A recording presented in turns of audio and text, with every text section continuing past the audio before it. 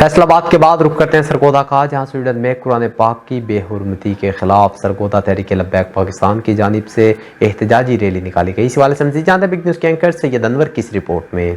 तौहीन कुरान करीम की जसारत करने वाले मलाउन के खिलाफ मुलगीर एहतजाजी मुजाहरे। कुरान की बेहुरमती घिनौना इकदाम है, बैनुल मज़ाहिब हम आहंगी और मजहबी रवादारी के खिलाफ साजिश है। कुरान करीम की बेहुरमती किसी तौर बर्दाश्त नहीं की जाएगी। हम अपनी जानों का नजराना देने के लिए तैयार हैं। इन ख्यालात का इजहार मुल्क भर की तरह सरगोदा में भी तहरीक लब्बैक की एक बड़ी रैली में मुकर्ररीन ने किया। मरकजी रैली की क़यादत जिला अमीर पीर सैयदुल अमीन शाह और जिला नाज़म आला जावेद रिजवी ने की। मुकर्ररीन का कहना था कि मगरिब की इस्लाम दुश्मनी दोहरे मेयार और आलमी मुनाफकत किसी से ढकी छुपी नहीं। PP 76 की एहतजाजी रैली का आगाज मोहम्मद इकराम खान की सरपरस्ती में मुजाहिद कॉलोनी सरगोदा से हुआ। रैली मुख्तलिफ रास्तों से होती हुई मरकजी रैली कंपनी बाग में शामिल हुई। मुकर्ररीन का कहना था कि मगरिब की इस्लाम दुश्मनी दोहरे मेयार और आलमी मुनाफकत किसी से ढकी छुपी नहीं। स्वीडन हुकूमत ने आजादी इजहार राय के नाम पर एक बदबख्त शख्स को कुरान करीम नजर आतिश करने की न सिर्फ इजाजत दी बल्कि सरकारी हिफाजत में ये गुस्ताखी की गई जो नाकाबिले बर्दाश्त है। उन्होंने हुकूमत और ताकतवर हलकों से